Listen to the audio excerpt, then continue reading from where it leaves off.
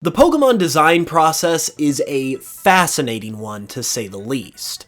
Learning about how Pokemon games are made is one of my favorite things to learn about and discuss on this channel, and getting to learn about how the Pokemon themselves are created is especially cool. Some Pokemon have interesting creation stories, like, for instance, how some of them used to look completely different to the way they do today, to the point that they were essentially, and sometimes literally, completely different Pokemon altogether.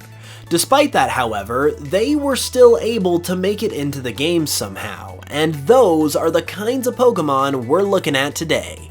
Those whose designs used to be completely different than what they are now.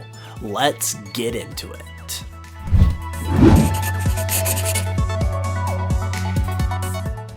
Okay, so we've got 10 Pokemon to cover here, and the first one we're going to look at is one of the very first Pokemon in the Pokédex, Venusaur. Now, unlike many of the other Pokemon on this list, we don't actually have an image of what Venusaur used to look like, but we do know, based on an interview, that it originally looked much different.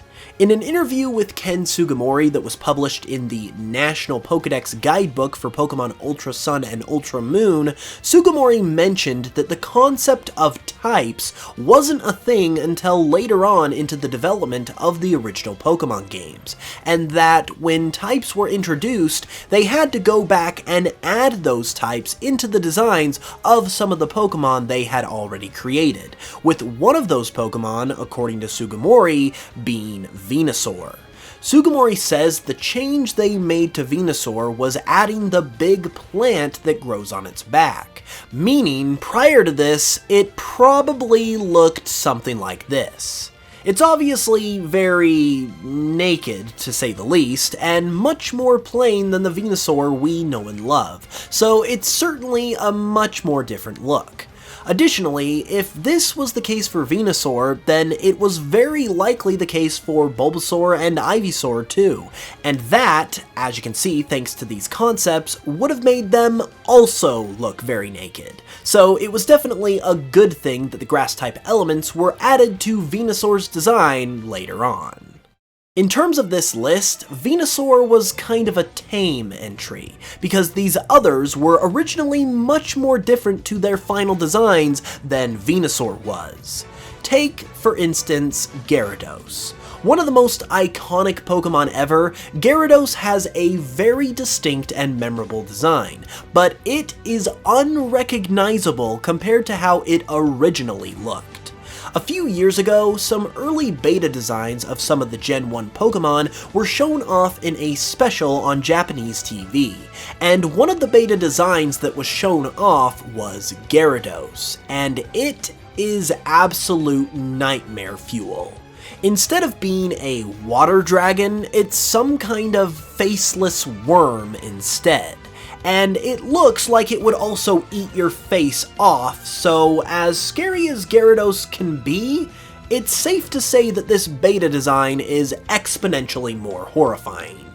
I just want to know how Gyarados went from this to this. Like, these designs aren't even the same Pokemon, even though they are, so I would love to know the whole story behind Gyarados' design evolution.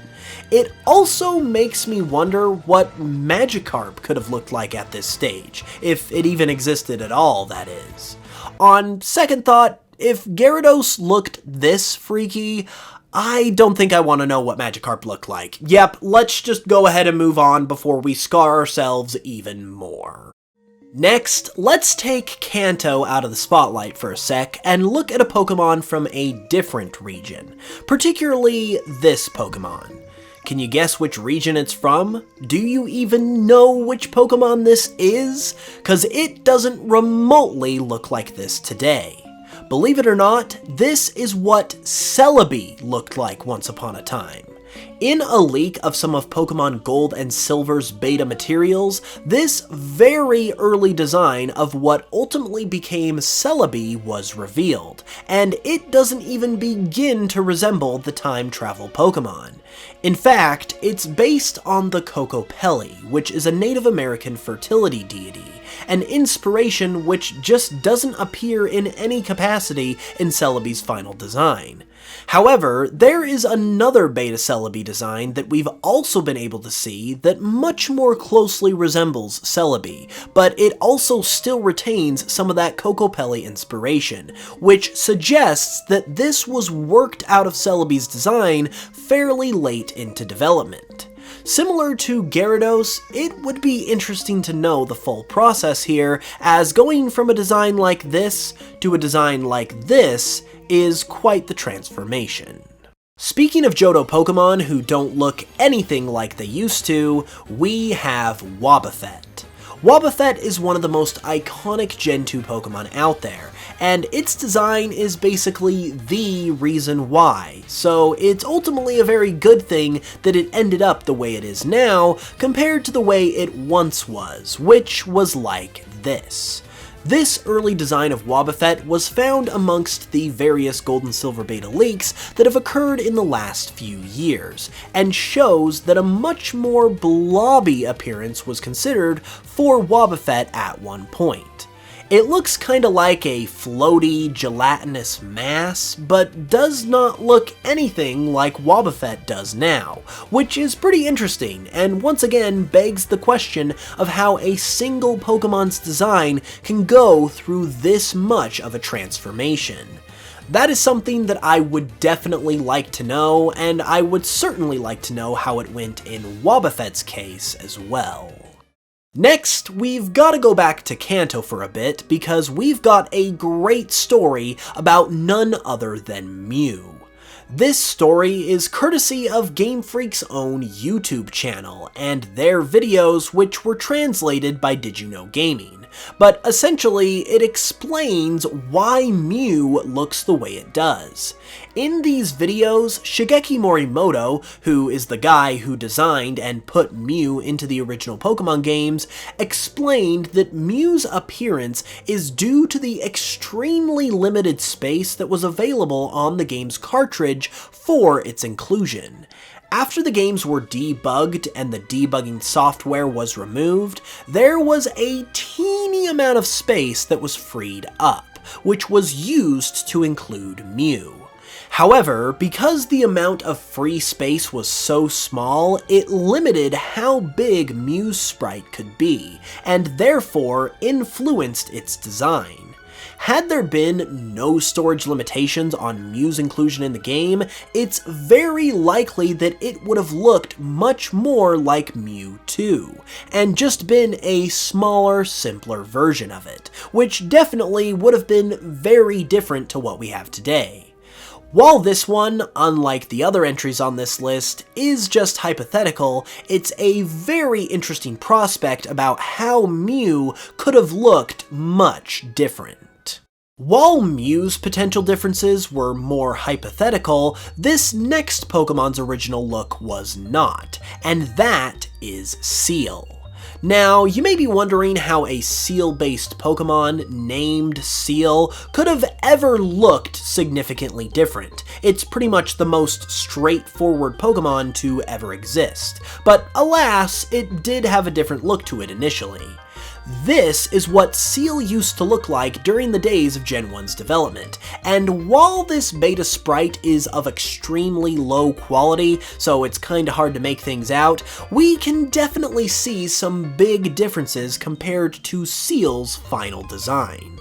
This beta version of Seel looks much more grumpy and agitated compared to the carefree, happy-go-lucky Seel that we got in the final product. It's also worth noting that a sprite of Dugong from around the same time period has not been found to this point, meaning that it's possible that Seel at this stage was originally a standalone Pokemon, and Dugong was only created as an evolution after Seel's final design was finalized. While I'm not necessarily a fan of Seel due to how unbelievably plain it is, I think it was ultimately for the best that it ended up looking the way it did, compared to how it was originally intended to. It seems like no Kanto Pokemon was safe from being drastically redesigned back in the day, because another recipient of this trend was Scyther. In the same presentation that showed us the early version of Nightmare Fuel, Gyarados, we also got an early look at Scyther, and in comparison to the early Gyarados design, you can at least tell it's Scyther, but he's certainly much more on the rotund side of things. In fact, Scyther actually looks a lot more dragon-like here, almost even more so than like a bug, which is interesting. Come to think of it, wouldn't it be hilarious if Scyther was originally going to be a bug-dragon type, meaning that we were gonna get a bug-dragon type Pokemon from the very beginning, but that was scrapped and then we proceeded to never get one after that for 26 plus straight years?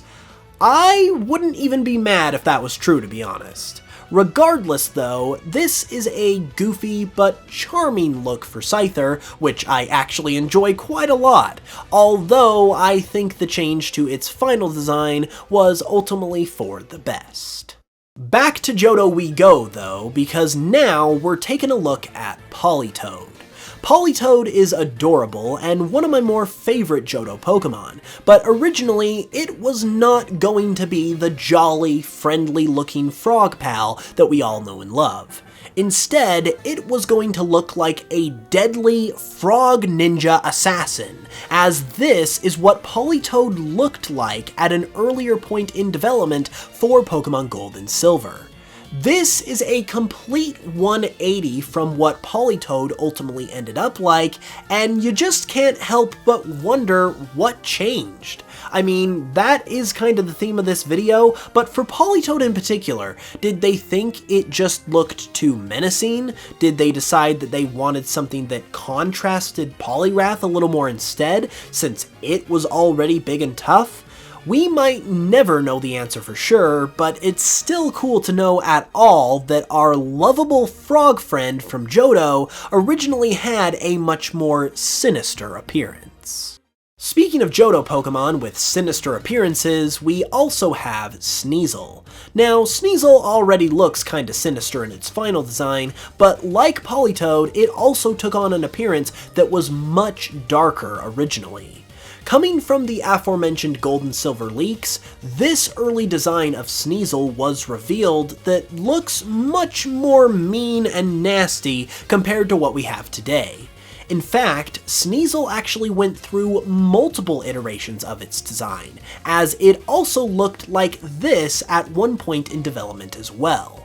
This version of Sneasel is much more plain than even the final version, and it's interesting that, all things considered, the final design kind of ended up in the middle of these two beta designs in terms of its sinisterness, which could mean that this was an important part of Sneasel's design for Game Freak, that they were trying to dial in to just the right amount with these two beta designs, which I think they ultimately accomplished well, but in a much different form to what they were considering originally.